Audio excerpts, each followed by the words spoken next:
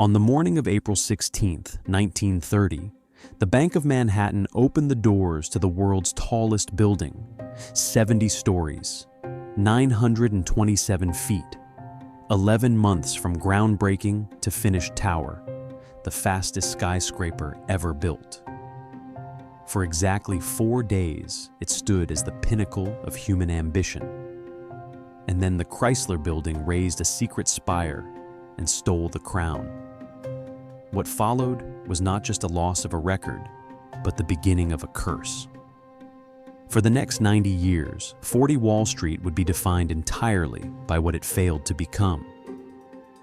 This is the story of a building doomed to finish second in every single era. Chapter 1: The Race That Demanded Everything. In 1929, 3 men made a secret pact to build the impossible, and only one would be remembered. George Ostrom was not an architect. He was a banker who understood that in the new Manhattan, height was currency more valuable than gold.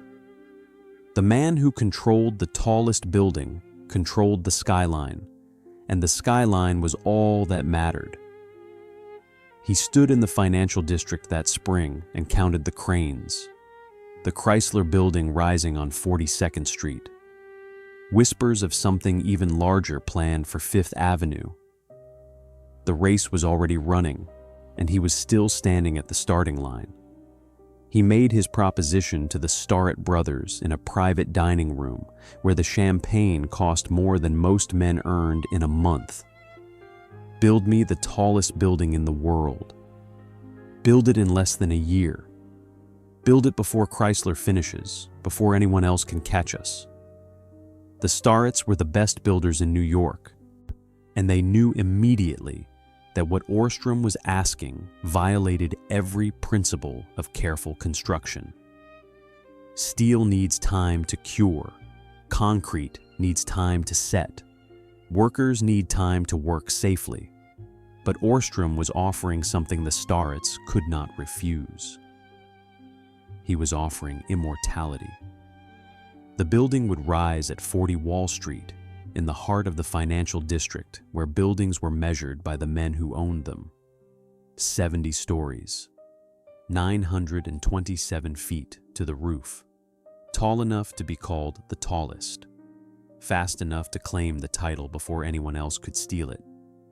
The contract they signed that night contained a penalty clause that haunts construction contracts to this day. For every day the building remained unfinished. Past the deadline, the Starretts would pay $10,000. In 1929, money that was enough to bankrupt most firms. The Starretts were betting their entire company on the belief that they could bend time itself. They broke ground in May of 1929. The deadline was April of 1930. 11 months to build 70 stories. It had never been done. Most skyscrapers took 3 years, sometimes 4. The Woolworth Building, then the standard of excellence, had taken 4 years of careful, methodical work. Ostrom was demanding the Starretts accomplish in 11 months what normally required 48. The building began to devour Manhattan. Every morning, trucks lined up for 6 blocks, carrying steel from Pittsburgh, limestone from Indiana, marble from Italy. The Starretts had negotiated contracts that guaranteed material delivery before the designs were even complete. Beams arrived on site and were hoisted into place while architects were still drawing the plans for the floors above. The building was being improvised in real time, assembled like a military invasion rather than a work of architecture. 4 shifts worked around the clock. Day crew, night crew, midnight crew, dawn crew. The construction never stopped. Floodlights turned night into artificial day. Riveters worked in darkness 50 stories above the street, their hammers creating a rhythm that echoed through the financial district at 3 in the morning. Nearby office buildings filed noise complaints. The Starretts paid the fines and kept working. The city had seen fast construction before, but nothing like this. This was not building. This was summoning. The tower rose at a rate of 1 floor every 3 days. By August, it had consumed 20 stories. By October, 40. By Christmas, 60. The skeleton climbed faster than anyone thought possible, faster than safety allowed, faster than sanity suggested. And then the stock market collapsed. October 29th, 1929, Black Tuesday, the day the American economy fell off a cliff. Banks failed, fortunes evaporated. Men jumped from buildings very much like the one the Starretts were racing to complete. The financial district, where 40 Wall Street was rising, became ground zero for the greatest economic catastrophe in American history. Ostrom never even considered stopping. If anything, the crash made the race more urgent. In a city collapsing into breadlines and despair, the only thing left to compete over was height. Being the tallest building in the world mattered more when the world itself was crumbling. The tower would be proof that something still worked, that ambition could still triumph, even when everything else failed. The building climbed through the winter like a fever dream. It demanded everything. It consumed every dollar Ostrom could borrow, every hour the Starretts could extract from exhausted workers, every favor that could be called in from suppliers. The race had become an obsession, not just to finish first, but to prove that speed itself was a form of genius. What they were creating was magnificent. Art Deco limestone rising in vertical lines that made the tower look even taller than it was. Setbacks at prescribed intervals, each one crafted with geometric precision. A lobby planned with marble columns and bronze details that would make the Chrysler Building look understated. This was not just a tall building. This was a cathedral to the religion of height. But cathedrals take time, and time was the one thing they did not have. By March of 1930, the building had reached 67 stories. The Chrysler Building stood at 77 stories on 42nd Street, but its official height remained classified, hidden behind architectural drawings that Walter Chrysler refused to release. The Empire State Building had broken ground and was rising fast. The race was entering its final sprint, and nobody knew who was winning. The Starretts pushed harder. They poured concrete in winter cold that should have stopped all work. They riveted steel in winds that should have cleared the scaffolding. They bet everything on the belief that finishing first would redeem every corner cut, every safety protocol ignored, every worker who fell and whose death barely made the newspapers. 11 months, 70 stories, 927 feet. On April 15, 1930, the final beam was set. The building was complete. They had done the impossible. They had won the race, or so they thought. Chapter 2. When speed became the only strategy. They poured concrete in winter, riveted steel in darkness, and bet everything on a single gamble: finish first. The construction of 40 Wall Street was not an achievement. It was a controlled catastrophe that happened to produce a building. January of 1930. The tower stood at 40 stories, and the Starretts were already behind schedule. Winter storms had delayed deliveries. Equipment failures had cost days. Workers slowed in the cold. The penalty clause loomed like a guillotine. $10,000 per day for every day past deadline. The Starretts made a decision that would define everything that followed. They stopped building carefully. They started building desperately. 4 shifts expanded to 6. Workers rotated in 8-hour blocks that bled into 10-hour marathons when deadlines approached. The construction site never went dark. Floodlights blazed 24 hours a day. turning night into a surreal industrial dawn. Nearby residents complained about the noise, the light, the constant hammering that shook buildings 3 blocks away. The Starets ignored them. The building demanded speed, and speed required sacrifice. Steel beams arrived faster than they could be properly inspected.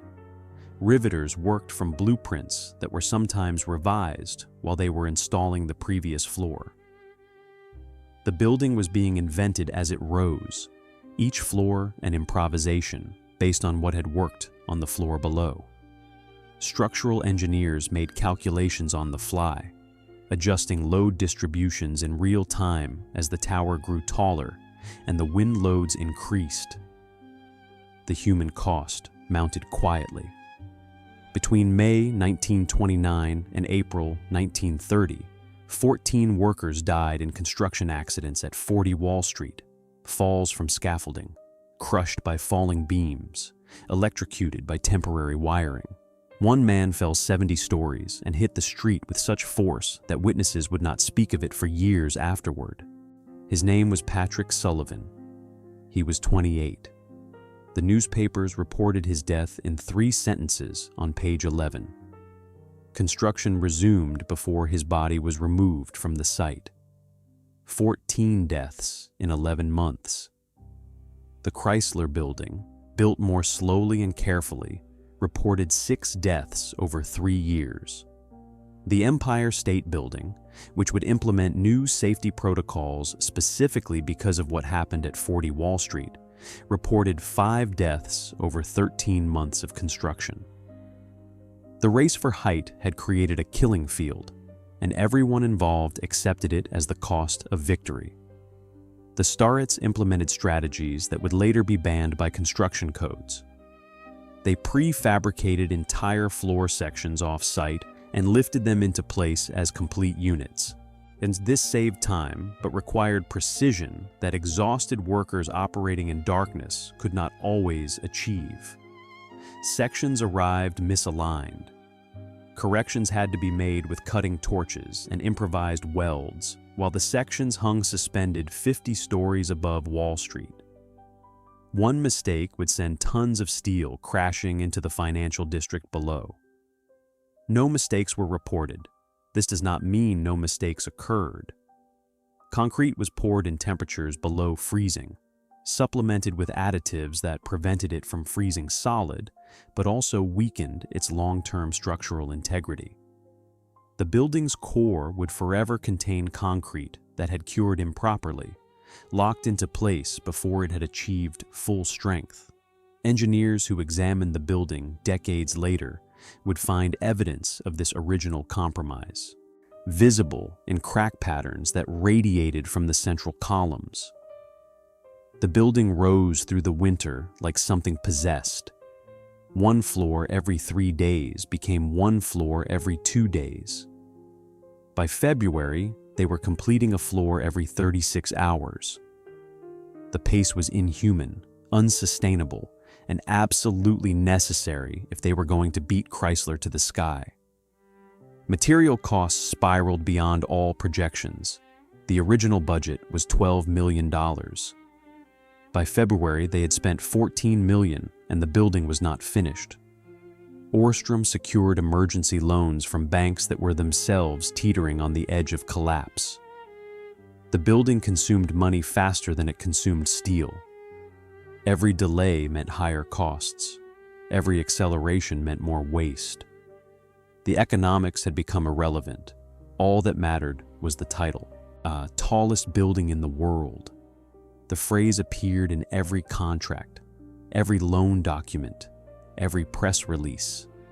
It was the justification for everything. The deaths, the corners cut, the money hemorrhaging into a tower that grew taller every day, but made no economic sense in a city where office vacancy rates were climbing toward catastrophic levels. March of 1930, 60 stories complete. The Chrysler Building still refused to release its final height. Rumors circulated through the architectural community. Some said Chrysler had stopped at 77 stories. Others claimed he was planning a spire that would add another 100 feet. Nobody knew. The secrecy was tactical. Chrysler understood that if his competitors knew his final height, they could simply build one floor taller and claim victory. And the Starets pushed the crews harder. 70 stories. That was the target. 70 stories would be taller than anything ever built. They just had to get there before anyone else. The final month became a blur. April of 1930. Workers operated in shifts so exhausted that supervisors had to physically shake them awake when it was time to rotate. Coffee was served continuously. Sandwiches delivered to workers who ate while standing on narrow beams 70 stories above the pavement. Nobody went home. The building had become their entire world. The lobby was finished in a frantic 3-week sprint. Marble installers worked alongside electricians, who worked alongside carpenters, who worked alongside cleaning crews. The normal sequence of construction, where each trade completes its work before the next begins, was abandoned. Everyone worked simultaneously in controlled chaos that somehow produced a finished space. Bronze elevator doors, marble columns, Art Deco light fixtures, a ceiling painted with geometric patterns that took 6 artists working around the clock to complete. The lobby was designed to announce that this building was not just tall, it was transcendent. April 15th, 1930. The final rivet was set at 9:27 in the morning, 70 stories, 927 feet to the roof, 11 months from groundbreaking to finished tower. They had done it. They had built the impossible. They had won the race. The Starets immediately began planning the victory celebration. Invitations were printed. Champagne was ordered. The Bank of Manhattan prepared press releases announcing that they now occupied the tallest building on Earth. April 20th was chosen as the official opening date. 5 days to prepare for the coronation. The building stood complete and magnificent, waiting for the world to acknowledge what it had become. But on the Chrysler Building's 77th floor, workers were assembling something nobody had predicted. A spire, hidden inside the building during construction, assembled in secret, ready to be raised at the exact moment that would cause maximum devastation. The race was not over. It was about to become something worse than losing. It was about to become humiliation. Chapter 3. 4 days at the top of the world. On April the 20th, 1930, they threw a party for the tallest building on Earth. Unaware, the title was already gone. The morning began with cloudless skies and temperatures in the 60s. Perfect weather for celebrating the impossible. By 8 in the morning, workers were hanging bunting from the scaffolding that still surrounded the upper floors. Red, white, and blue streamers that would photograph beautifully for the newspapers that were already positioning photographers on nearby rooftops. George Orstrom arrived at 7:30, 3 hours before the official ceremony. He rode the elevator to the 70th floor and stood at the window looking out over Manhattan. From this height, the entire city was visible. The Brooklyn Bridge, the Statue of Liberty, Central Park spreading green in the distance, and below him, smaller than everything, the Chrysler Building on 42nd Street. He had won. The ceremony was scheduled for 11 o'clock. By 10, the lobby was filled with bankers, politicians, architects, and journalists. Everyone who mattered in New York construction had been invited. Everyone came. Being present at the coronation of the world's tallest building was the kind of event that defined careers. Photographs from this moment would appear in architecture textbooks for generations. The Bank of Manhattan's president gave a speech about American ingenuity and the triumph of ambition over limitation. He talked about the 11 months of construction, the engineering innovations, the artistry that had produced not just a tall building, but a beautiful one. He did not mention the 14 dead workers. He did not mention the concrete poured in freezing temperatures or the structural compromises made in the name of speed. He talked only about victory. At 11:15, Åström cut a ribbon stretched across the main entrance. Cameras flashed. Champagne corks popped. The New York Times reporter scribbled notes about the marble lobby and the bronze fixtures and the height that made everything else in Manhattan look small. The headline was already written. World's tallest building opens in financial district. The celebration continued through lunch. Tours of the upper floors. Champagne in the 70 stories above the street.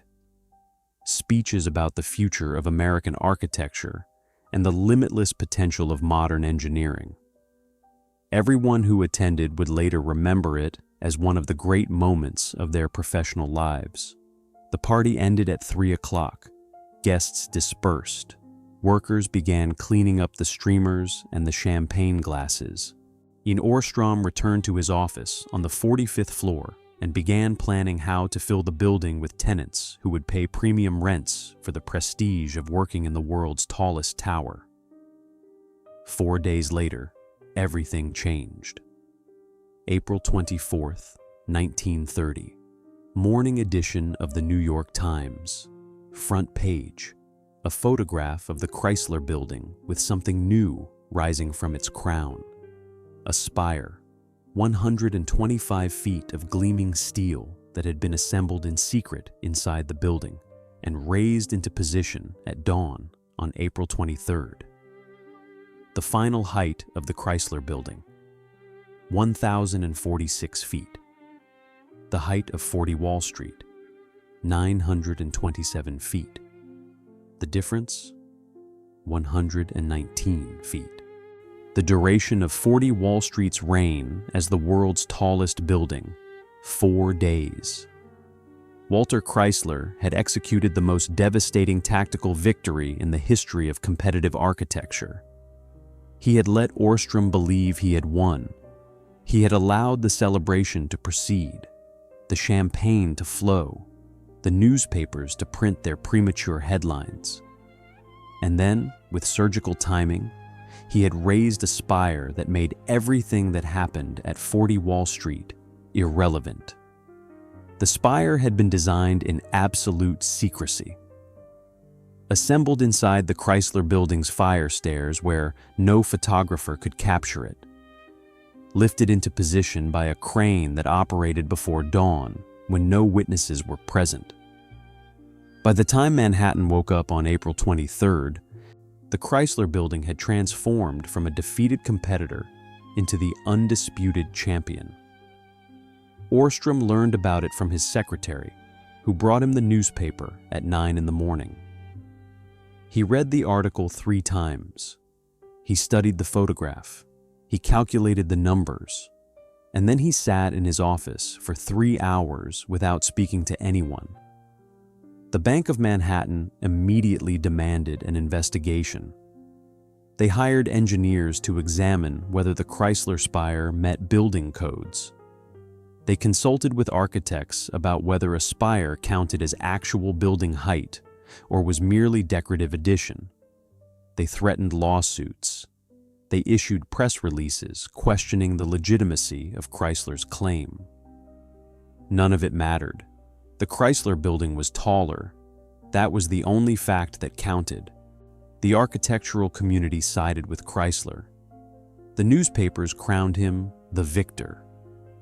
The public understood instinctively that height meant height, regardless of how it was achieved. 40 Wall Street had lost, and no amount of legal maneuvering could reverse it. Åström made one desperate final attempt. He ordered the Starets to design an addition that could be built on top of the existing 70 stories. A tower on top of the tower. Anything that would reclaim the title. The Starets reviewed the structural drawings and reported back that the building's foundations could not support additional height. The concrete that had been poured in winter cold, the beams that had been rushed into place, the entire accelerated construction process had created a structure that was maxed out at exactly 70 stories, and they could not build higher without rebuilding from the ground up. The race was over. May of 1930 brought the final indignity. Construction began on the Empire State Building at 5th Avenue and 34th Street. The foundation was designed to support 102 stories, 1,250 feet, taller than Chrysler, taller than everyone. The Empire State Building would claim the title and hold it for 4 decades. 40 Wall Street would never be the tallest building in the world, not for 4 days, not for 4 hours. The Chrysler Spire had been raised before the celebration at 40 Wall Street even began. The champagne toasts had been made to a building that was already obsolete. The speeches about triumph had been delivered in a tower that had already lost. The building's identity crystallized in that moment. Forever the runner-up. Forever the almost. Forever defined not by what it was, but by what it failed to become. Åström tried to salvage something from the disaster. He marketed the building as the tallest in the financial district. He emphasized the Art Deco craftsmanship and the marble lobby and the bronze fixtures. He offered premium leases to prestigious firms who wanted to be associated with architectural excellence. Very few tenants signed. The building had been designed for glory. But glory requires being first, and first was the one thing 40 Wall Street would never be. What remained was a magnificent structure with no purpose beyond its own existence. A tower that had been built for a title it held for 4 days and would spend the next 90 years trying to forget. The curse had begun. Every owner who would follow, every era the building would endure, every attempt to transform its legacy would fail for the same reason. The building had been born for a singular purpose, and that purpose had been stolen before the champagne went flat. Everything that came after was just aftermath. The building stands today at 927 feet, the same height it reached on April 15th, 1930. It has not grown taller. It will never grow taller. And every morning when the sun rises over Manhattan, the building casts its shadow across Wall Street, reaching for something it will never touch, the top of the world. Chapter 4. The Tenants Who Never Came. By 1932, 40% of the building stood empty, a vertical ghost town in a city collapsing into breadlines. The Depression arrived at 40 Wall Street like a slow sickness. The first symptoms appeared within months of the grand opening. Companies that had committed to leases in 1929 began defaulting in 1930. Whole floors sat unfurnished, windows dark, silence replacing the activity that was supposed to fill a building designed for 8,000 workers. The numbers told the story in brutal clarity. 40 Wall Street contained 1,200,000 square feet of rentable space across 70 floors. By the end of 1930, only 700,000 square feet had been leased. By 1931, 300,000 square feet of those leases had defaulted. By 1932, the building was hemorrhaging tenants faster than the Bank of Manhattan could replace them. Thus, the vacancy rate climbed to 42%. Nearly half the building stood empty, while Manhattan's unemployment rate hit 25%, and breadlines stretched for blocks outside buildings just like this one. The building had been designed as a monument to prosperity. It opened into an economy that was eating itself alive. The Bank of Manhattan slashed rents by 30%, then 40%, then 50%. Firms that would have paid premium prices for space in the world's tallest building in 1929 could now lease an entire floor for less than they paid for a single office before the crash. The discounts worked briefly. A few firms signed leases. Most of them defaulted within a year. The building became a case study in catastrophic timing. Construction had begun in May 1929, 5 months before the stock market crash. The tower had risen through the initial months of economic collapse when everyone still believed recovery was weeks away. By the time it opened in April 1930, the Depression had fully metastasized. The economy was in free fall. Banks were failing. Companies were dissolving. Nobody needed new office space. Everyone was trying to break the leases they already had. The financial mathematics were devastating. The building had cost $18 million to construct. Debt service on that amount required annual rental income of approximately $2 million. At full occupancy with pre-depression rents, the building would have generated $2.8 million annually.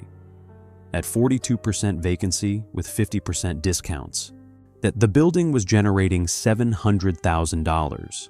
The Bank of Manhattan was losing $1.3 million every year on a building that was supposed to be its crown jewel. The empty floors developed their own ecosystem. Dust accumulated on windows that nobody cleaned. Elevators climbed past darkened hallways where carpet fibers aged without footsteps. Bathrooms remained pristine because nobody used them. The building had been designed for crowds. Silence made it monstrous. Maintenance costs compounded the disaster. A 70-story building requires heat in winter, cooling in summer, electricity 24 hours a day. It needs elevator operators and security guards and cleaning crews and window washers. These costs do not decrease when the building is empty. If anything, they increase, because unused space deteriorates faster than occupied space. By 1933, the Bank of Manhattan was spending $400,000 annually just to keep the building operational. Heat, light, minimal staff. The absolute minimum required to prevent total abandonment. They were paying nearly $500,000 a year to maintain a building that nobody wanted. The few tenants who remained occupied a vertical archipelago of isolated islands. A law firm on the 37th floor, an insurance company on the 52nd, a textile importer on the 19th. They rode elevators through silent floors and worked in offices where their voices echoed in empty hallways. The building felt haunted, not by ghosts, but by the absence of the life it was designed to contain. George Orstrom tried everything. He hired marketing firms to rebrand the building. He offered 5-year leases at rates so low they barely covered utilities. He targeted companies in industries that were still marginally profitable. Funeral homes, debt collection agencies, liquidation firms, the businesses that thrived in economic collapse. Even they declined. The building's reputation became its own liability. Tenants associated it with failure, the loss of the height record, the economic catastrophe, the empty floors that reminded everyone who entered that this monument to ambition had become a monument to America's worst decade. Why lease space in a building that felt like a tomb when you could lease equivalent space in buildings that at least maintained the illusion of vitality? Comparable buildings told a different story. The Woolworth Building, completed in 1913, maintained 75% occupancy through the worst years of the Depression. The Chrysler Building, completed the same month as 40 Wall Street, maintained 60% occupancy. Both offered similar space at similar prices. The difference was narrative. Woolworth was the grand old landmark. Chrysler was the champion. 40 Wall Street was the building that lost. The Bank of Manhattan's annual reports from 1930 through 1936 read like obituaries. Each year brought new losses, new vacancies, new attempts to restructure debt that was growing faster than any realistic rental income could service. By 1935, the building's actual market value had fallen to approximately $8 million, less than half what it cost to build. The building was worth more demolished than occupied. Demolition was discussed seriously in 1936. Engineers calculated that the steel alone would fetch $3 million as scrap. The marble and bronze could be salvaged and sold. The land could be sold to a developer willing to build something smaller, cheaper, more appropriate for Depression-era economics. The Bank of Manhattan commissioned a study. The study concluded that demolition would cost $2 million and take 18 months. They would net $1 million and possess a vacant lot in a financial district where vacant lots were already too common. The building survived not because anyone wanted it, but because destroying it made no economic sense. 40 Wall Street entered a kind of limbo, neither profitable nor demolishable, neither prestigious nor worthless. It simply existed. 70 stories of limestone and steel that Manhattan had stopped noticing. Tour guides stopped pointing it out. Architecture textbooks mentioned it only in footnotes. The building that was supposed to define the skyline became invisible. The few maintenance workers who kept the building operational developed a dark joke. They called the empty floors the dead zones, entire floors where nobody had walked in years, where light bulbs burned out and were not replaced because nobody noticed, where the carpet remained pristine because no feet had touched it since 1931. One elevator operator, a man named Thomas Chen, who worked the building from 1931 through 1958, would later describe the experience of riding up 70 floors in the middle of the night, the elevator passing floor after floor of darkness, the numbers lighting up on the indicator panel: 15, 20, 30, 40. Every floor empty, every floor silent. The building breathing around him like something alive but dormant. Chen said it felt like ascending through the floors of a massive sleeping creature that might wake at any moment and realize it was alone. By 1939, as war clouds gathered over Europe and America's economy finally began showing signs of life, 40 Wall Street had become something nobody planned and nobody wanted. An architectural masterpiece that nobody could afford. A monument to ambition that had become a monument to the cost of dreaming too big at exactly the wrong moment. The building had spent its first decade learning a lesson it would spend the next 6 decades trying to unlearn. Being almost the tallest meant being completely forgotten. There was no market for second place, no glory in almosts, no redemption in magnificent failures. The building stood empty and waited for someone to need it. That someone would arrive in 1941. They would need the building for reasons that had nothing to do with prestige and everything to do with proximity to power. And what they would bring with them would transform the building's reputation from financial failure to something far more sinister. A suspected nest of spies. Chapter 5. The Suspicious Germans on the 33rd Floor.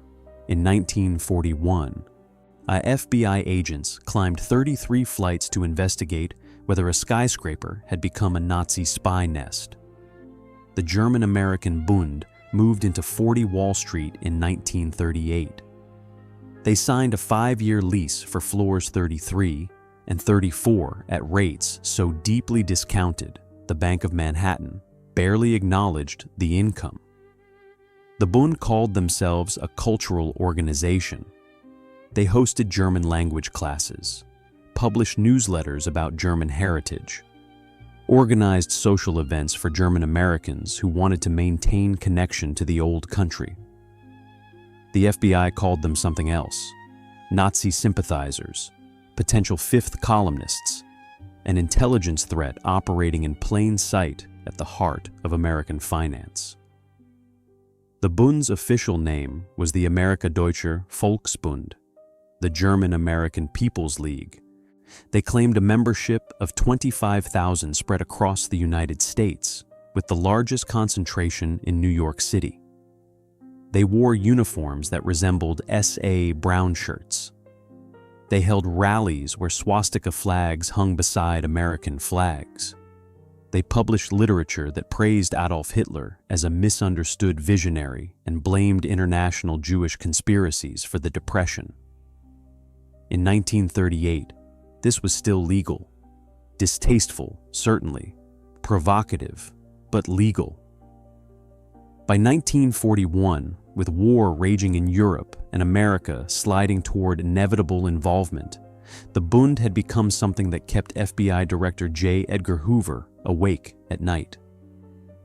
A network of Nazi sympathizers embedded in American cities, holding meetings in buildings like 40 Wall Street, potentially coordinating with German intelligence to undermine American security.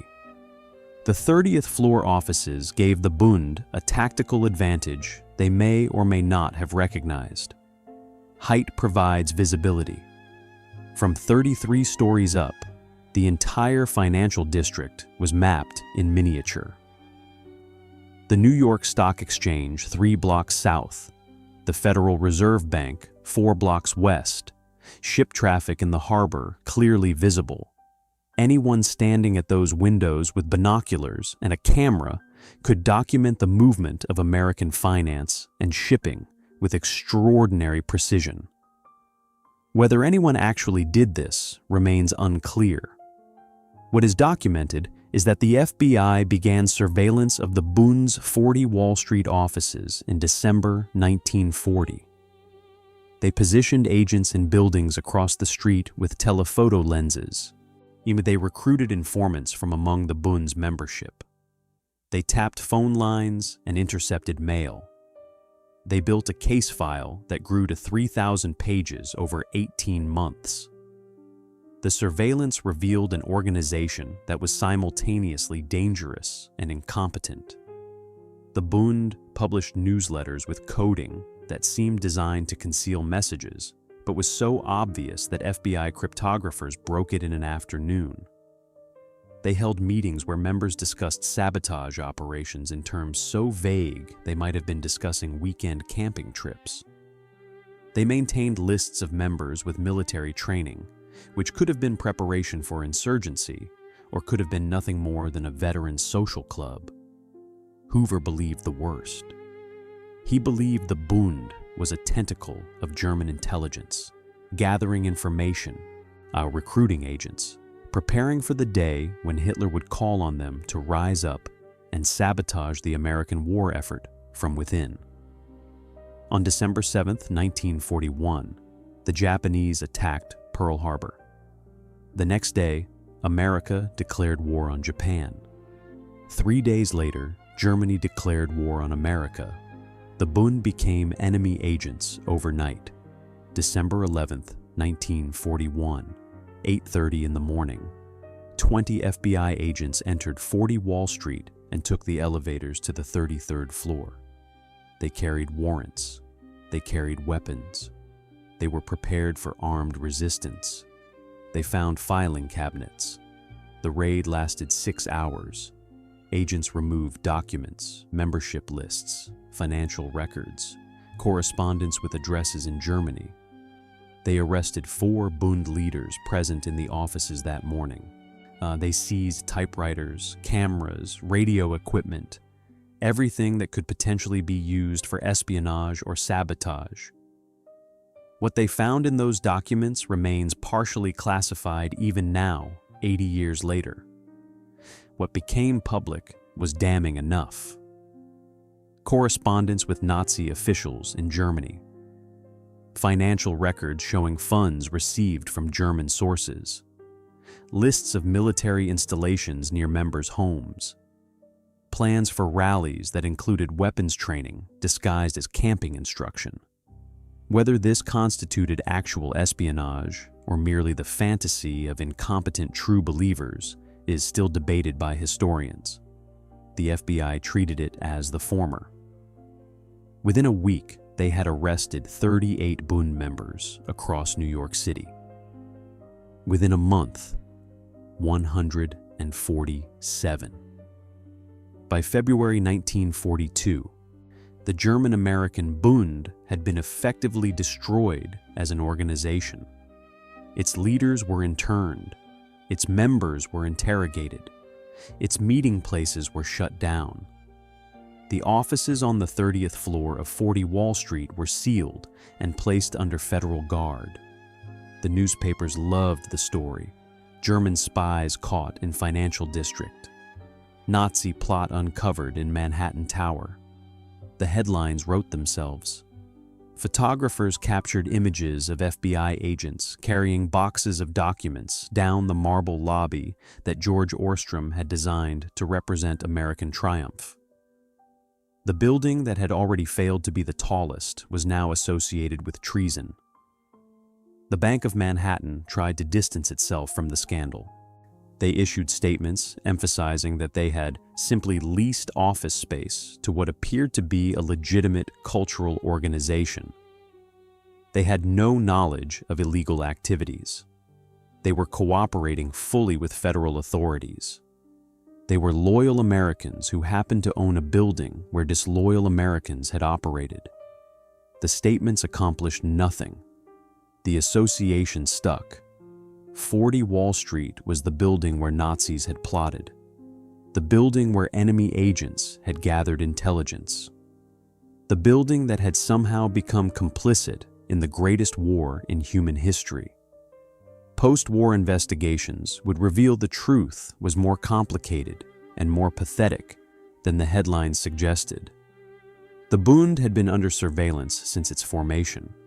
German intelligence considered them too incompetent and too public to be useful for actual espionage. The documents seized from 40 Wall Street contained no evidence of successful intelligence gathering, no stolen military secrets, no sabotage plans that extended beyond adolescent fantasy.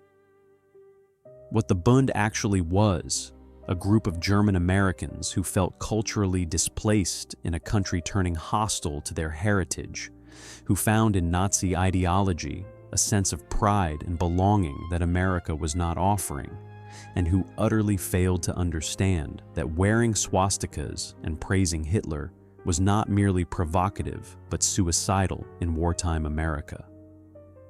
They were not master spies. They were desperate believers in a cause that would destroy them. But the building's reputation did not care about nuance. 40 Wall Street had hosted Nazis. That fact would outlive any investigation, any exoneration, any attempt to reframe the narrative. The building had already lost the height race. Now it was the place where enemy agents met. The empty floors that had defined the building in the 1930s were finally filling by the mid-1940s, as the war economy brought prosperity back to Manhattan. But the tenants who came were not the prestigious firms Ostrom had imagined. They were companies that could not afford better addresses, firms that did not care about reputation because they had none themselves. The building became home to marginal businesses, import-export operations of questionable legitimacy, law firms that specialized in bankruptcy and debt collection, companies that turned over so frequently the building directory was updated quarterly. 40 Wall Street was no longer aspirational. It was cheap space in an expensive city. The curse deepened. First, the building failed to be tallest. Then it failed to be profitable. Then it became associated with Nazis. Each failure built on the previous one, creating a narrative that no amount of marble or Art Deco craftsmanship could overcome.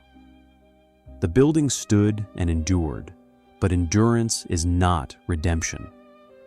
70 stories of limestone learning that in New York, reputation is more valuable than height, and reputation, once lost, is almost impossible to recover. The next owner would learn this lesson in the worst possible way, not through failure to achieve, but through success at stealing. Chapter 6. The Dictator Who Bought a Tower. In 1977, a Philippine dictator's wife walked through the lobby and decided to buy the entire building with stolen money. Imelda Marcos had a philosophy about real estate. She called it investing in beauty.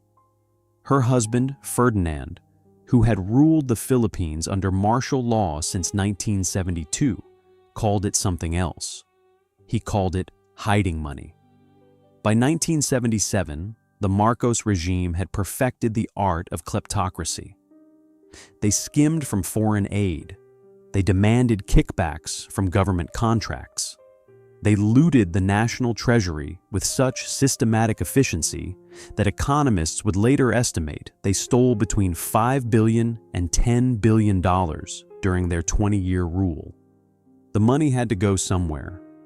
It could not stay in Manila where journalists and opposition politicians might trace it. It needed to be laundered through shell companies and hidden in assets that looked legitimate. Manhattan real estate was perfect. The Marcos family owned property across New York through a network of front companies so complex that investigators would spend decades untangling them. Buildings on Fifth Avenue, apartments on Park Avenue, office towers in Midtown, each purchased through a different shell company, each title held by a different nominee, each transaction designed to obscure the fact that the money came from the Philippines and the real owners lived in Malacañang Palace. 40 Wall Street entered their portfolio almost by accident. Imelda Marcos visited New York in September 1977 on what was officially a shopping trip.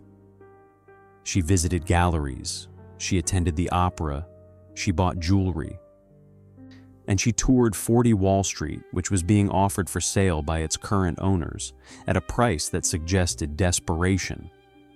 $18 million for 70 stories in the financial district. It was absurdly cheap. The building was worth at least $40 million based on comparable properties. But 40 Wall Street was not comparable.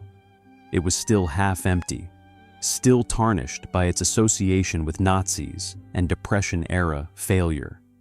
Still invisible in a way that buildings should never be invisible. Imelda saw opportunity. Ferdinand saw a vault. The purchase was structured through a shell company called Austrafil Limited, registered in the Netherlands Antilles. The nominal owner was a Filipino businessman named Jose Campos, who had no obvious source of wealth beyond his connections to the Marcos family. The financing came through a bank in Hong Kong, controlled by Marcos associates. The entire transaction was designed to look legitimate, while hiding the fact that the money came from Philippine national funds. The sale closed in November 1977. $18 million transferred from accounts in Hong Kong to accounts in New York. The title transferred to Austrafil Limited. Ferdinand and Imelda Marcos became the secret owners of a Manhattan skyscraper, without their names appearing anywhere in the public record. The building became part of their international portfolio, a tangible asset that could be mortgaged, sold, or used as collateral for loans. More importantly, it was a place to park money that had been stolen from one of the poorest countries in Asia and needed to be hidden from auditors, journalists, and the Filipino people who were starving while their leaders bought skyscrapers. The Marcos regime's theft operated at a scale that defies easy comprehension. Consider these verified numbers from 1977 alone. The The Philippine national budget was $4.2 billion. Foreign aid to the Philippines totaled $800 million. Estimated Marcos family theft for that single year, $350 million. That's roughly 8% of the entire national budget diverted into personal accounts, shell companies, and assets like 40 Wall Street. The building at 40 Wall Street generated approximately $1.2 million in annual rental income. Not enough to justify the purchase price. But the purchase price was not the point. The point was converting pesos stolen from the Philippines into dollars hidden in Manhattan. The point was creating a paper trail so convoluted that investigators would need years to follow it. The point was embedding stolen wealth in the bedrock of American capitalism, where it would be protected by the same legal structures that protected legitimate business. The Marcos family never visited the building after the purchase. Imelda never returned to admire the lobby. Ferdinand never inspected the property. They owned it the way they owned everything. As numbers on balance sheets, as assets that existed to hide liabilities, as monuments to their belief that wealth stolen from millions could be transformed into real estate that nobody would question. For the next 9 years, 40 Wall Street operated as it had for decades. Half empty, marginally profitable, invisible to most New Yorkers. The ownership change meant nothing to the tenants. They paid rent to Austraphil Limited instead of whoever owned it before. The building continued its slow decline, maintained just well enough to avoid condemnation, profitable just enough to justify its existence. But in Manila, the regime was collapsing. The assassination of opposition leader Benigno Aquino in 1983 triggered protests that would eventually become a revolution. International banks began investigating Filipino assets. American journalists started tracing Marcos family wealth. The shell companies that had protected their real estate empire began cracking under scrutiny. In 1986, the People Power Revolution forced Ferdinand and Imelda Marcos to flee the Philippines, and they escaped to Hawaii with the help of the United States government. Behind them, they left a country bankrupted by 2 decades of systematic looting. And hidden in the wreckage of their regime were clues that would lead investigators to New York. The U.S. Attorney's Office began cataloging Marcos assets in America. They discovered the Fifth Avenue properties, the Park Avenue apartments, the Midtown office towers. And eventually, they found 40 Wall Street. The shell companies unraveled quickly once investigators understood what they were looking for. Austraphil Limited traced back to a bank in Hong Kong, controlled by Marcos associates. The bank's records showed transfers from Philippine government accounts. The title history revealed the purchase price and timing. The pattern was clear. 40 Wall Street had been bought with stolen money. The building was evidence of a crime. And under American asset forfeiture laws, evidence could be seized. In December 1986, federal agents entered 40 Wall Street with a warrant. They were not raiding the building. They were confiscating it. The entire 70-story tower was being seized by the United States government as proceeds of racketeering and embezzlement. The building that had been built to be the tallest, that had failed to be profitable, that had hosted Nazis, was now officially criminal evidence. A monument to kleptocracy. A 750,000 square foot filing cabinet storing proof that dictators could buy Manhattan towers with money stolen from the poorest people on earth. The seizure made headlines for a day. A federal government seizes Marcos properties. But New York was saturated with Marcos scandals by then. The discovery of Imelda's 3,000 pairs of shoes was more interesting than another building seized. Within a week, the story disappeared from newspapers. 40 Wall Street was now owned by the United States government, and the government had absolutely no idea what to do with a 70-story office tower in the financial district that nobody wanted and everyone associated with failure and crime. The building's curse had found its perfect expression. It was finally, officially, worthless. Chapter 7. The Government Seizure. Nobody noticed. When federal agents confiscated 40 Wall Street in 1986, the building had become so irrelevant that New York barely reported it. The seizure was legally complex and operationally absurd. The federal government now owned a 70-story office building in Manhattan. They had no expertise in property management, no staff trained to deal with commercial tenants, no budget allocated for maintenance or renovation. They possessed the building the way someone possesses a car they won in a lawsuit. Technically theirs, practically useless. The Department of Justice assigned the building to the U.S. Marshals Service, which handles federal asset forfeitures. The Marshals immediately discovered they had inherited a disaster. 40 Wall Street was not generating enough rental income to cover its operating costs. Deferred maintenance had accumulated for years under Marcos' ownership. The roof leaked. The heating system failed every winter. Elevators broke down and waited months for repairs because the budget for parts did not exist. The building was bleeding money, and the government was bleeding it. Initial assessments valued the property at $35 million. But that assumed someone would actually pay $35 million for a half-empty building with structural issues and a reputation for failure. The Marshals commissioned an appraisal. The appraiser spent 2 days touring the property and wrote a report that essentially concluded nobody in their right mind would buy this building at any price. The government was stuck. They could not sell it because nobody wanted it. They could not abandon it because federal law required seized assets to be maintained. They could not demolish it because the cost would exceed any potential benefit. They had to operate it at a loss while figuring out what to do with a monument nobody remembered. Tenants began leaving almost immediately.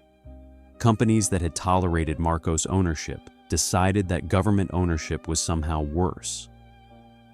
Federal bureaucracy meant slower responses to maintenance requests, more paperwork for lease renewals, and the general sense that nobody at the Marshals Service actually cared whether the building succeeded or failed.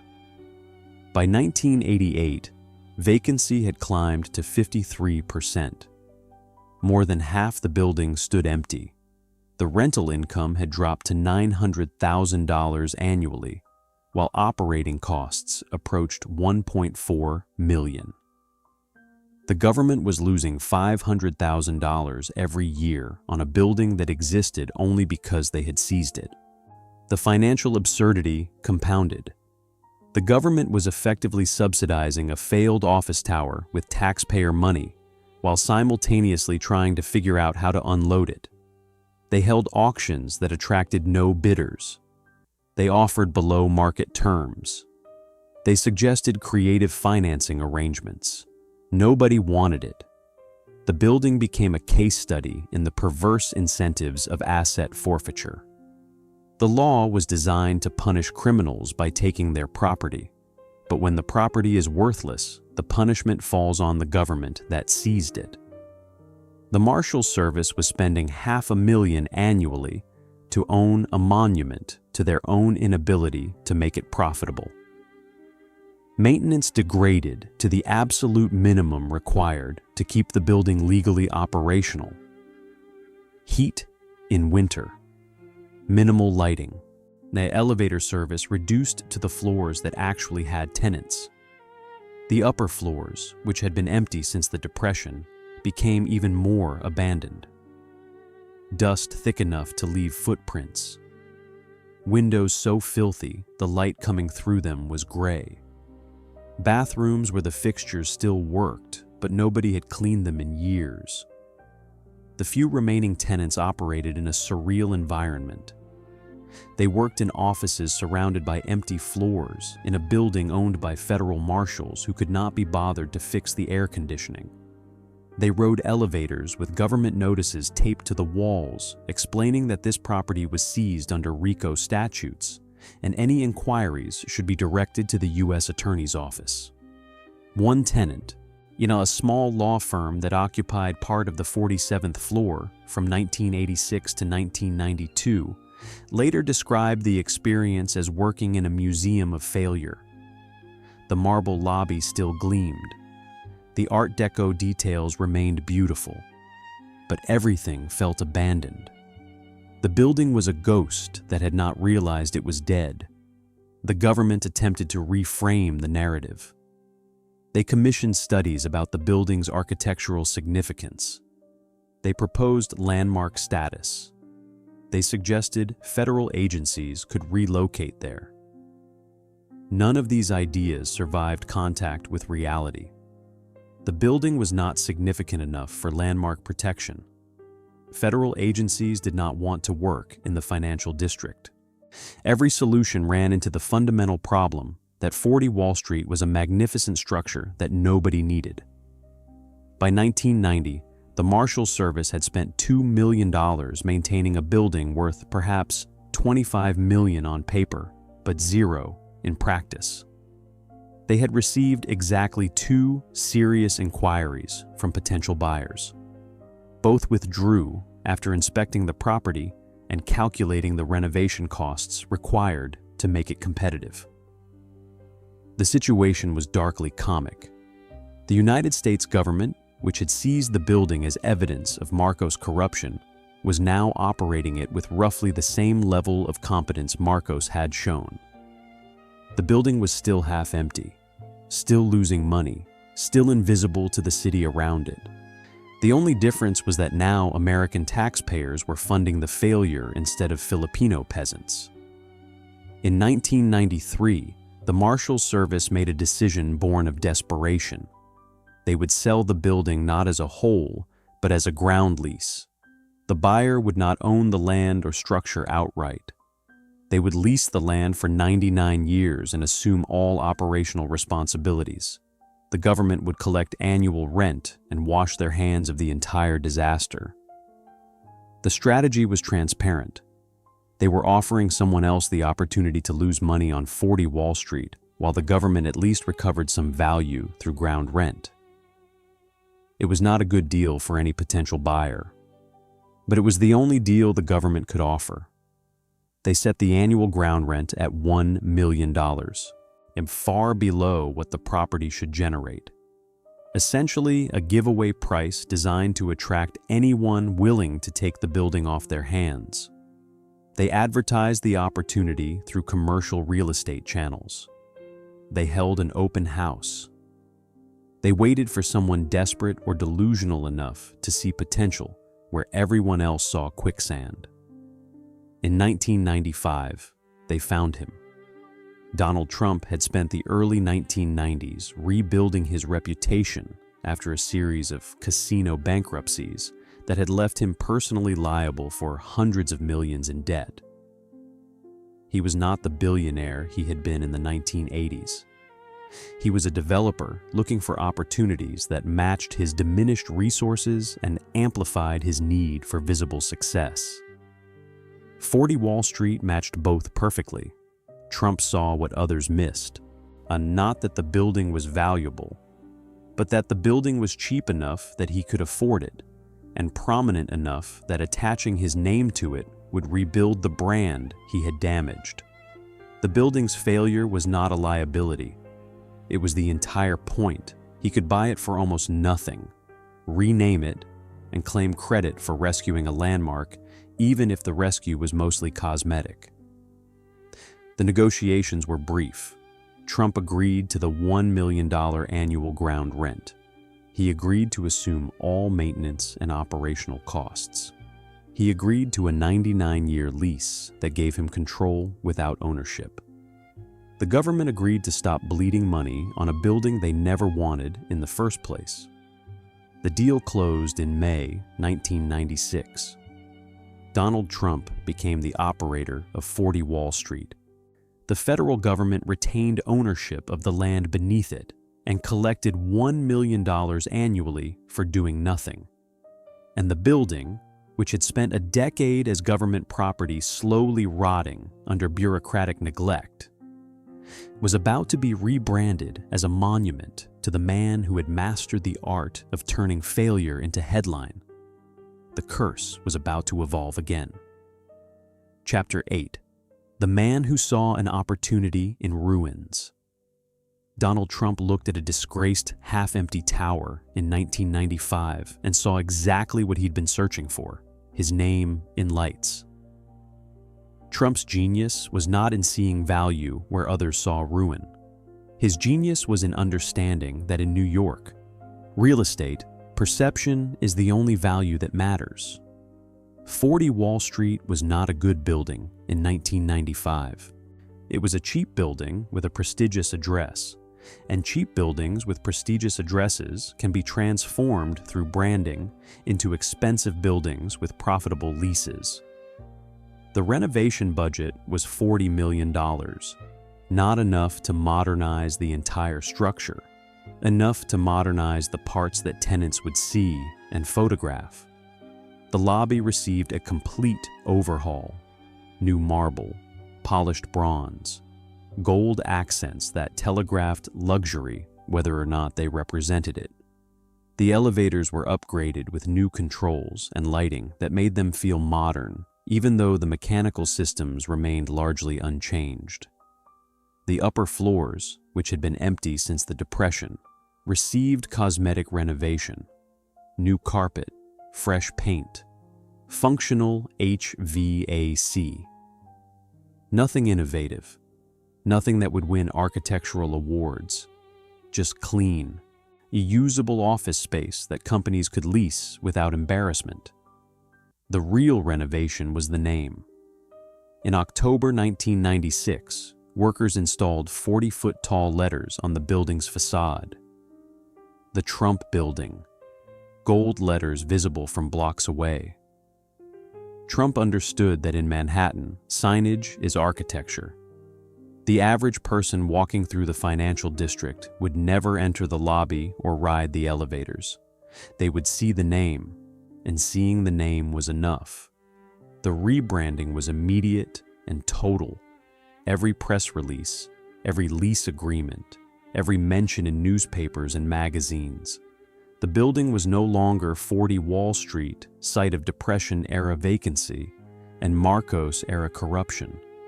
It was the Trump Building, a latest addition to a real estate empire that Trump claimed included the most prestigious properties in New York.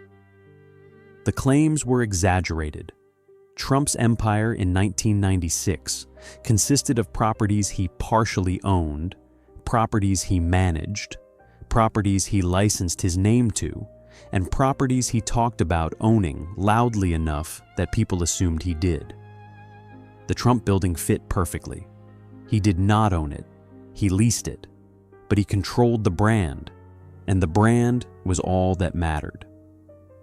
Occupancy rates improved almost immediately, not because the renovation was exceptional, but because the name signaled that someone cared. Companies that had avoided the building when it was government-owned were willing to consider it when Trump's name was on the facade. The perception of renovation mattered more than the reality of renovation. By 1998, occupancy had climbed to 68%. Still not full, but no longer catastrophic. Rental rates remained below market average for comparable buildings, but the gap was closing. Trump leased floors to financial services firms, law offices, consulting companies, not premium tenants, solid, boring, bill-paying tenants. The economics told a more complicated story. Trump was paying $1 million annually in ground rent to the federal government. Operating costs for a 70-story building approached $3 million annually. Renovation debt service added another $1 million. The building needed to generate at least $5 million in annual rental income just to break even. At 68% occupancy with below-market rents, the building was generating approximately $4.2 million, where Trump was losing $800,000 every year on a property that was supposed to rehabilitate his reputation and prove he was still a force in Manhattan real estate. He did not care. Or, more accurately, he understood that losing $800,000 annually was acceptable if it generated millions in brand value. Every article about the building mentioned Trump. Every photograph of the facade showed his name. Every tenant who signed a lease was proof that Trump could still close deals. The building became a prop in a larger performance.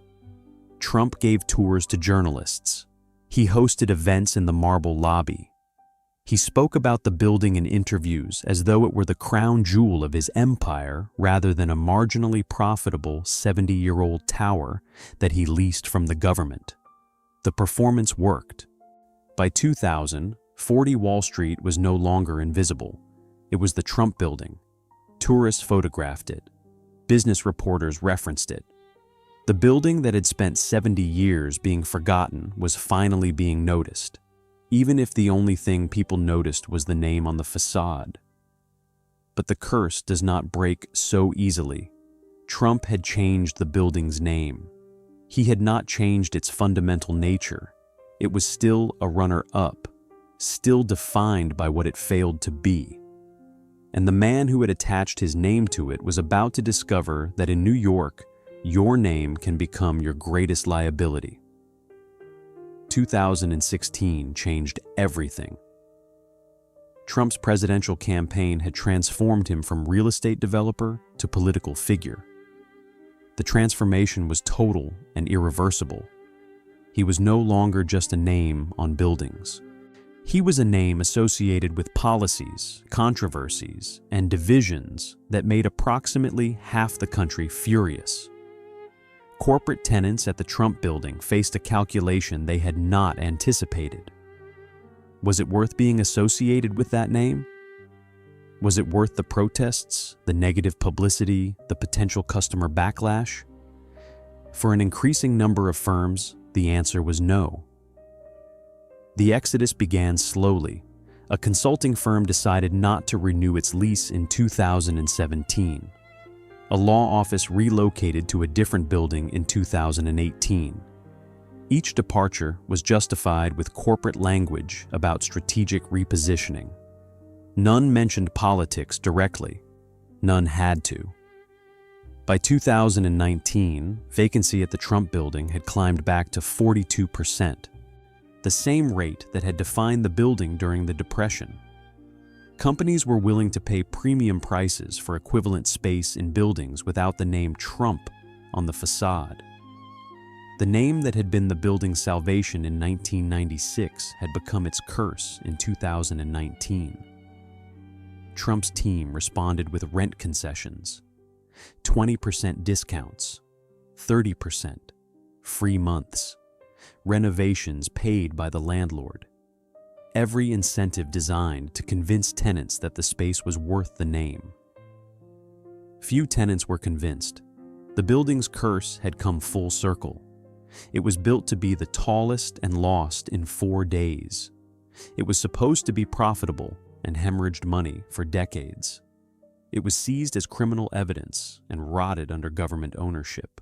It was rebranded by Trump and filled with tenants who fled the moment his name became political. Every era, every owner, every reinvention.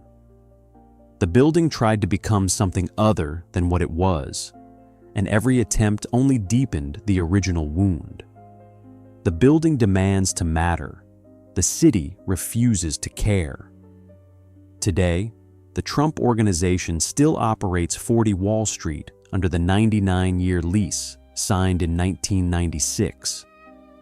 The gold letters still hang on the facade. The lobby still gleams with marble and bronze. But walk through the financial district and ask people what they know about the building. Most will say nothing. Some will recognize the name Trump and offer political opinions. Almost none will know that the building was once supposed to be the tallest in the world. The building has learned what it means to be forgotten while still standing, to be visible and invisible simultaneously, to carry a name that ensures you will be noticed for all the wrong reasons. The curse persists because the building never understood what it was supposed to be.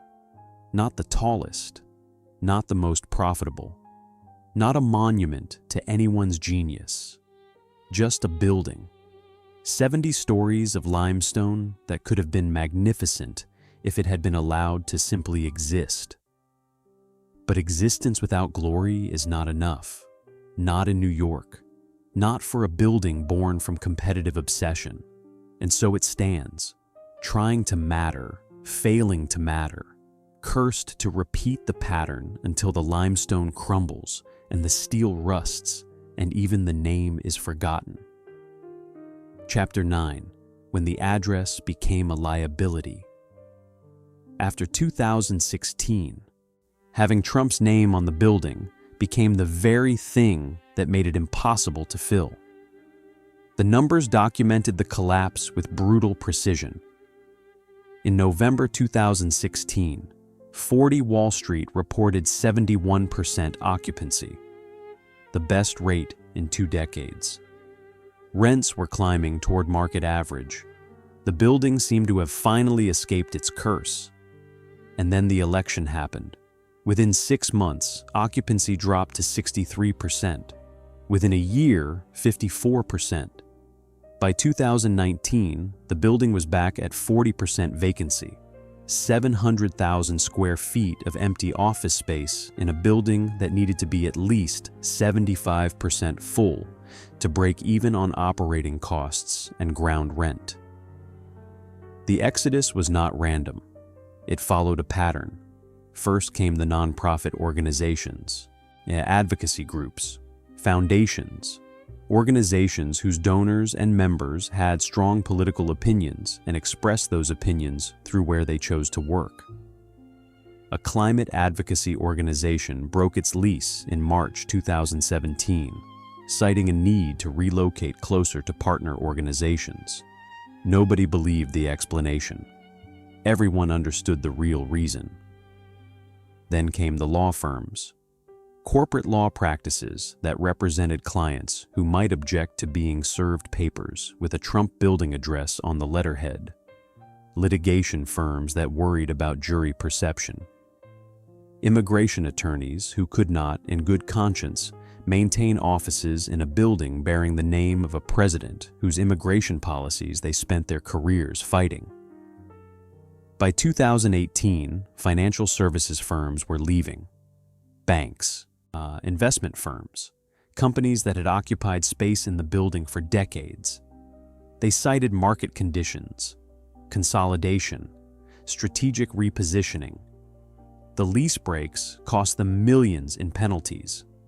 They paid the penalties and left anyway. The pattern was clear to anyone analyzing the data. Tenants were abandoning the Trump building not because the space was inadequate or the rent was too high. They were leaving because the address had become a liability. Having the Trump building on your business card meant something in 2019 that it had not meant in 2014. It meant your company was making a statement, whether you intended to or not. Trump's team attempted damage control. They offered rent concessions that made space at 40 Wall Street 30% cheaper than comparable buildings. They offered build-out allowances, free parking, months of free rent, every incentive short of changing the name on the facade. The incentives attracted some tenants, small firms, startups, companies without brand sensitivity or political awareness. They filled maybe 10% of the vacant space. The other 90% remained empty. Protests outside the building became regular events, not large protests, usually a dozen people with signs, enough to make news on slow days, enough to remind every tenant and potential tenant that working in the Trump Building meant walking through a protest line to get to your office. Most companies decided that inconvenience was not worth any amount of rent discount. The media coverage compounded the problem. Every article about the building's vacancy rates mentioned Trump's political controversies. Every photograph showed protesters outside. The building became a symbol in a cultural war it never asked to join. Architecture as political statement, real estate as referendum. By 2020, the COVID pandemic had devastated commercial real estate across Manhattan. But 40 Wall Street suffered disproportionately. Other buildings in the financial district saw vacancy rates climb 15 to 20% as companies shifted to remote work. The Trump Building saw vacancy hit 48%. The pandemic gave companies an excuse to break leases they already wanted to break. The Trump name gave them the motivation. The Trump organization tried rebranding without changing the name. They emphasized the building's Art Deco architecture, its history as a Depression-era landmark, its location in the heart of the financial district. They produced glossy marketing materials that barely mentioned Trump, focusing instead on square footage and amenities and commute times. The rebranding failed because the name was still on the building. You cannot rebrand a 70-story tower while keeping 40-foot gold letters spelling Trump on the facade. The name was the brand. The brand was the problem, and removing the name would admit defeat in a way that Trump would never allow. The financial mathematics became catastrophic. The building needed approximately $5 million in annual rental income to cover operating costs and ground rent. At 48% vacancy with 30% rent discounts, it was generating maybe $2.8 million. The Trump organization was losing over $2 million every year on a building that was supposed to be a monument to successful branding. The curse had evolved into something almost poetic. The building was named for a man who had built his career on the power of his name. And that name had become the exact reason the building failed. The thing that was supposed to save it had become the thing that destroyed it. Tenants who remained operated in a strange limbo. They had space in a prestigious location at below-market rates, but they worked in offices where half the floors stood empty, where elevators stopped at abandoned floors, where the lobby felt like a museum of a success that never actually happened. They were getting a good deal on rent and paying for it with the knowledge that their building was a failure.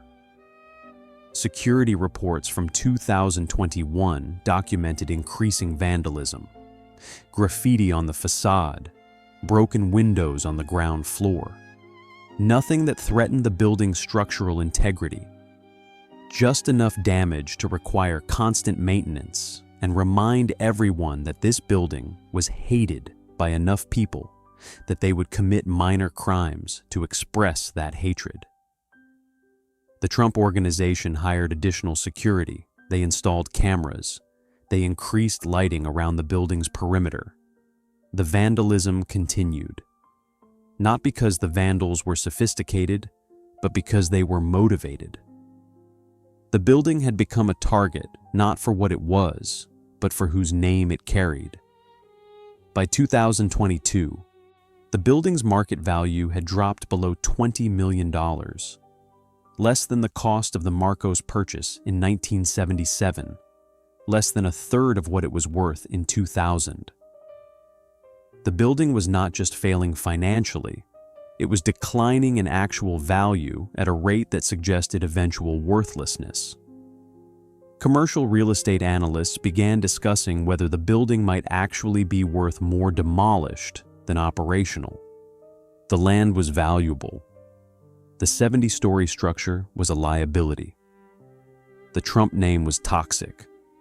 Maybe the highest and best use for the site was to tear everything down and start over with something that did not carry 9 decades of accumulated failure. Demolition was never seriously pursued, but the fact that it was discussed at all marked how far the building had fallen, from world's tallest to demolition candidate, from monument to ambition to monument to the cost of ambition, from success to failure to something worse than failure, irrelevance. The building today stands at 43% occupancy, slightly better than the worst years, not good enough to be profitable. The gold Trump letters still hang on the facade. They are cleaned monthly, maintained obsessively. They shine as brightly as they did in 1996, but they advertise a brand that more than half the city actively avoids. The curse persists. The building cannot escape its name. The name cannot escape its political meaning. The political meaning cannot escape the divisions that define contemporary America. And so the building stands, 70 stories tall, half empty, bleeding money, proving that in New York, being second best was always better than being hated. At least the Chrysler Building is still admired. Chapter 10. The Tower That History Keeps Forgetting. Today, 40 Wall Street stands 70 stories tall, and most New Yorkers could not tell you a single thing about it. Walk through the financial district on any weekday morning. Office workers flood the sidewalks. Tourists photograph the charging bull. Everyone looks up at One World Trade Center, the Woolworth Building, the towers that command attention through either height or history. 40 Wall Street stands among them, 70 stories of limestone and Art Deco detail, and almost nobody notices. The building occupies 1,200,000 square feet of rentable space. Current occupancy hovers around 45%. Thus, approximately 540,000 square feet remains empty. Entire floors where no footsteps have echoed in years. Offices where the carpet has faded from sunlight that nobody sees because nobody works there. The tenant mix reveals what the building has become. Small law firms, financial services startups, consulting companies that need Manhattan addresses but cannot afford premium buildings, a dentist's office on the 23rd floor, a CPA firm on 36, a wealth management company on 52 that serves exactly 12 clients. These are not the prestigious tenants George Ostrom imagined in 1929. Rental rates average $38 per square foot. Comparable buildings in the financial district charge $50 to $60 per square foot. The discount is necessary. Without it, the building would be completely empty. Even with the discount, it struggles to find tenants willing to accept the address. The building generates approximately $3 million in annual rental income. Operating costs, including heat, electricity, elevator maintenance, security, and insurance, total approximately $4 million. The Trump Organization pays $1 million annually in ground rent to the federal government, which still owns the land beneath the tower. The annual loss, $2 million. These numbers have persisted for years. The building does not get more profitable. It does not attract better tenants. It exists in a state of managed decline, kept operational because abandoning it would be more expensive than maintaining it. The physical structure remains sound. Art Deco limestone, bronze elevator doors, marble lobby. The craftsmanship from 1930 endures better than the reputation. Engineers who inspect the building report that with proper investment, it could last another century. Nobody is making that investment. Deferred maintenance accumulates slowly. The roof needs replacement. The HVAC system is 40 years old. Windows leak air. The building is not falling apart. It is aging without care, like a person who lives long enough to become invisible. Most New Yorkers, if asked about 40 Wall Street, would say they have never heard of it. Some would recognize the Trump Building and offer political opinions. Almost none would know it was built to be the tallest in the world. Almost none would know about the 4-day reign, the Nazis, the Marcos seizure, the decades of failure that defined every era. The building's greatest achievement is that it still stands. 95 years of existence. Through the Depression, World War II, multiple recessions, September 11th, the financial crisis of 2008, COVID. It has survived everything except success.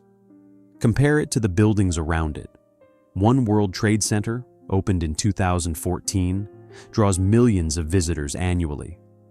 The Woolworth Building, completed in 1913, is a protected landmark with a waiting list for office space. The Chrysler Building, the tower that stole 40 Wall Street's crown, remains one of the most photographed buildings in America. 40 Wall Street remains the building you walk past without looking up. The architectural details that make it objectively magnificent go unnoticed. The vertical limestone lines that create an illusion of even greater height. The setbacks at mathematically precise intervals. The geometric Art Deco patterns carved into the facade. The building is beautiful. Nobody stops to appreciate the beauty. Tour guides leading groups through the financial district occasionally mention it, usually as a footnote, usually as the building that almost set the height record. The story gets condensed to a single sentence. Built to be tallest, lost to Chrysler, never recovered. 15 seconds of explanation before moving on to something more interesting. The curse is complete. The building is not hated. It is not controversial. It is simply forgotten. And being forgotten is worse than being hated, because at least hatred means you matter enough to provoke emotion. The building exists in a state of architectural purgatory, too significant to demolish, not significant enough to preserve, too large to ignore, too boring to remember. It stands as a monument to the possibility that you can achieve almost everything and still be nothing. The elevators still run, the lights still work. The heat turns on in winter. Somewhere on the 47th floor, someone is typing an email. On the 32nd floor, someone is in a conference call. On the 63rd floor, absolutely nobody has been in years. The building is simultaneously occupied and abandoned. What remains is not a building that failed. It is a building that succeeded at everything except the one thing it was built to do. And in New York, where success is measured by superlatives, succeeding at everything except the superlative means you succeeded at nothing. The building has learned this lesson over 9 decades. It will continue learning it for as long as it stands. Because the curse is not in the structure. The curse is in the question the building was built to answer. Can you be great if you are not the greatest? New York's answer, rendered in 70 stories of empty office space and forgotten Art Deco beauty, is clear: no. Chapter 11. The Architecture of Almost. There is a particular kind of beauty in a building that achieved everything except the one thing it was built to do. Strip away the narrative of failure. Ignore the curse. Look at 40 Wall Street as pure architecture, and what you see is objectively magnificent. The facade rises in vertical lines of limestone, each line emphasizing height, pulling the eye upward from the street to the crown 70 stories above. The setbacks occur at floors 21, 34, and 53, each one precisely calculated to maintain the building's slender profile while satisfying 1920s zoning codes. The proportions are perfect. The building looks exactly as tall as it is, which is rarer than it sounds. The Art Deco details are extraordinary. Geometric patterns carved into the limestone, bronze spandrels between windows, a crown that features zigzag patterns repeated at different scales, creating visual rhythm that makes the top of the building feel like the conclusion of an argument begun at street level. This is not decoration. This is architecture that understands ornament as structure. The lobby deserves a museum. Marble columns rise to a coffered ceiling, painted with patterns that evoke both classical geometry and Jazz-age modernity. Bronze elevator doors feature bas-relief panels showing workers building the tower, a meta-reference that makes the building's construction part of its permanent aesthetic. The floor is polished terrazzo in patterns that guide foot traffic without signage. Every detail was considered. Nothing is accidental. Walk through that lobby today, and you experience space designed to make you feel small in a way that elevates rather than diminishes. The proportions create awe. The materials suggest permanence. The light, filtered through windows positioned to catch morning sun, fills the space with warmth that artificial lighting can never replicate. The engineering innovations were genuine. The Starets developed new techniques for prefabricating floor sections that would later become standard practice. The concrete mix they used, despite its winter curing problems, achieved compressive strength that has lasted 95 years. The steel frame was over-engineered by modern standards, making the building more structurally sound than necessary, which explains why it has survived a century of deferred maintenance without collapse. The building's fundamental problem is not architectural, it is philosophical. 40 Wall Street was not built to be a building, it was built to be a record. The architecture served the height, the beauty served the ambition. Every design decision was subordinate to the goal of being the tallest. And when that goal became impossible on April 24, 1930, the building lost its purpose. What remained was a structure without a reason to exist beyond its own existence. And in a city that values narrative above all, a building without a story is a building without a soul. Consider the Chrysler Building. Architecturally, it is more flamboyant, more eccentric, arguably less refined than 40 Wall Street. But it has a story. It won the height race through deception. It represents Jazz-age excess, perfectly crystallized in chrome and brick. People love it not because it is better architecture, but because it achieved what it was built to achieve. The Empire State Building is not the most beautiful tower in New York. It is not the most innovative, but it was the tallest for 40 years, and that reign gave it a narrative that survives even now that it is no longer a record holder. The building has a story. The story makes it matter. 40 Wall Street has a story too, but it is the wrong story. It is the story of loss, of humiliation, of perpetual second place. And in New York, that story makes you invisible no matter how beautiful your architecture. There is a version of history where the Chrysler Building never raised its spire, where 40 Wall Street held the height record for even a year. Would the building be celebrated today? Would it be protected as a landmark? Would tourists photograph it? Probably not. Because the Empire State Building would still have surpassed it. Because being tallest for a year does not create the same narrative as being tallest for 4 decades. Because the building's fundamental sin was not losing the race. It was believing the race mattered. The architecture suggests a different purpose.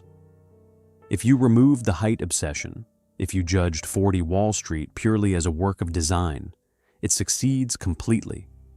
It is proportional, beautiful, human scale despite its size. The lobby alone is worth preservation. The facade deserves study in architecture schools. But none of that matters if the building was built for a purpose it failed to achieve. The beauty becomes incidental. The craftsmanship becomes footnote. The architecture becomes evidence of effort spent chasing a goal that was gone before the champagne went flat. There is a particular tragedy in this. Hundreds of workers spent 11 months building something magnificent. 14 of them died doing it. Architects designed details that would last a century. Craftsmen carved stone and cast bronze and mixed concrete with the belief that they were creating something permanent and important. They were right. They did create something permanent and important. But they created it in service of a goal that made the building's permanence irrelevant and its importance invisible. Walk through the financial district today. Stand on Wall Street and look up at 40 Wall Street. The building is there, 70 stories, limestone and bronze and Art Deco beauty. It exists as fully as any building can exist. And if you ask the person standing next to you what they think of it, they will probably say they never noticed it before. That is the architecture of almost. Perfect execution of a flawed premise. Beauty that nobody sees because they are looking for glory. A building that succeeded at everything except mattering. The curse is not that the building failed. The curse is that the building succeeded at being architecture and failed at being legend. And in New York, legend is the only success that survives. Chapter 12. The Cost of Coming Second. For 95 years, 40 Wall Street has been a monument to a truth nobody wants to admit. Being almost enough is worse than never trying. The building stands. That must be acknowledged. Through depression, war, scandal, neglect, political controversy, and decades of institutional failure, the building has endured. The limestone has not crumbled. The steel has not rusted. The structure remains sound enough that with proper investment, it could stand another century. Physical endurance is not redemption. The lesson of 40 Wall Street is not about buildings. It is about the cost of defining success purely through competition. George Orstrom did not want to build a beautiful tower. He wanted to build the tallest tower. The height was the purpose. The architecture was the method. And when the height became impossible, the purpose evaporated, leaving only the method standing in limestone and bronze. This is America's curse, not just the buildings.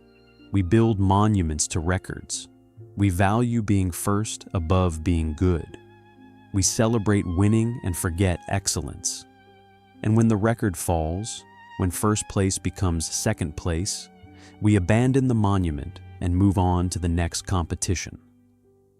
40 Wall Street is what remains when the winning is over, when the record books are rewritten, when the photographs are taken of someone else's victory and your building becomes backdrop. It is the physical manifestation of our obsession with superlatives and our contempt for merely great. Consider what the building could have been if it had been built to be beautiful rather than tallest. If Orstrom had hired architects who prioritized proportion over height. If the goal had been to create the finest example of Art Deco architecture rather than the tallest example of anything. Would the building be celebrated today? Possibly, probably. The Woolworth building was never the tallest, but it was the most beautiful, and it remains protected, admired, studied. The Flatiron Building was never a record holder, but it is one of New York's most photographed landmarks. Beauty endures when records fall. But Orstrom did not want beauty, and he wanted victory, and victory requires an opponent. The moment Walter Chrysler raised his secret spire, the moment the Empire State Building announced its plans, the moment any taller building appeared anywhere in the world, 40 Wall Street became a monument to defeat. Every owner since has believed they could reverse the curse. The Marcos family thought wealth could transform the building into a valuable asset. The federal government thought competent management could make it profitable. Trump thought branding could make it prestigious. Each belief was reasonable. Each failed. They failed because they misunderstood the curse. The building is not cursed by bad luck or poor timing or inadequate resources. It is cursed by its original sin. It was built to be first, and first is the one thing it can never be. Every attempt to make it successful only reminds everyone that success was defined as a goal that became impossible 95 years ago. The philosophical question is whether the building's failure teaches us anything we are willing to learn. We still build for records: tallest building, longest bridge, fastest computer. We still value superlatives above excellence. We still define achievement by comparison rather than by absolute quality. And we still abandon our monuments the moment they are surpassed, leaving them to become what 40 Wall Street has become: invisible despite being enormous, forgotten despite being magnificent. The building is a mirror. It shows us what happens when we build for glory rather than purpose, when we measure success by rank rather than by achievement, when we care more about being first than about being good. And the reflection is not flattering. Stand at the corner of Wall Street and Broad Street. Look up at 40 Wall Street, 70 stories of limestone rising into the Manhattan sky. Art Deco perfection, engineering excellence, human ambition crystallized in stone and steel. A building that represents everything we claim to value about architecture and almost nothing we actually care about. Because it is not the tallest. It was not the tallest for even a week. And in America, that means it is nothing. The cost of coming second is not financial, though the building has lost money for most of its existence. The cost is not structural, though deferred maintenance has taken its toll. The cost is not even reputational, though the building has been associated with Nazis, dictators, and political controversy. The cost of coming second is irrelevance. It is standing 70 stories tall and being invisible. It is achieving everything except the one thing that would make achievement matter. It is learning that in a culture obsessed with winning, second place is the same as last place. 40 Wall Street will stand for decades more, perhaps a century. The limestone will endure. The bronze will tarnish but not fail. The structure will outlast the people who forgot it, and future generations will walk past it without looking up, proving that the curse is not in the building, but in us. We built it. We abandoned it. We taught it that almost is worse than nothing. And the building learned the lesson so well that it has become the perfect monument to our worst instinct. The instinct that says, if you cannot be first, like you are nothing at all. That is the curse. That is the cost. That is what 40 Wall Street has been teaching New York for 95 years, and what New York has been refusing to learn. The building is still there, still waiting, still magnificent, still forgotten, and it will remain forgotten until we learn to value something other than records. Until we build for purpose instead of superlatives. Until we understand that almost everything is still something. Until then, 40 Wall Street stands as the monument we deserve, not the monument we wanted, not the monument we remember, but the monument that remembers us, and what we become when winning is the only thing we know how to value. 70 stories, 927 feet, 95 years, uncountable magnificence, and zero glory. That is the architecture of almost. That is the cost of coming second. That is 40 Wall Street.